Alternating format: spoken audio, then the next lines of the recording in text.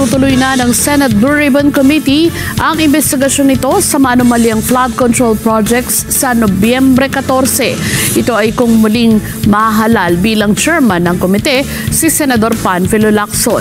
Si Mean Corvera sa detalye. Itinakda na ni Senator Ping Lacson sa November 14 ang susunod na pagdinig ng Senate Blue Ribbon Committee sa mga anomalya sa flood control projects ng gobyerno.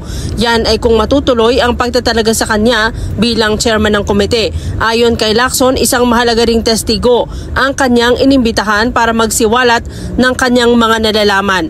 Makakatulong ani ang tinawag niyang very important witness para mapabilis ang paghahain ng mga kaso sa mga sangkot sa katiwalian. Kasamaan niya sa kanilang inimbitahan sa pagdinig si retired Technical Sergeant Orly Gutesa.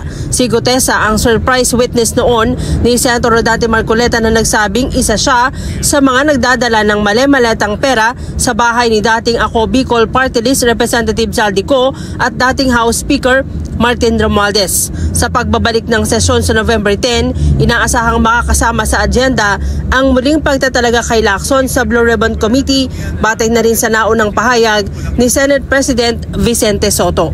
Mean Corvera para sa Mata ng Agila, matatag, matapang, matapat.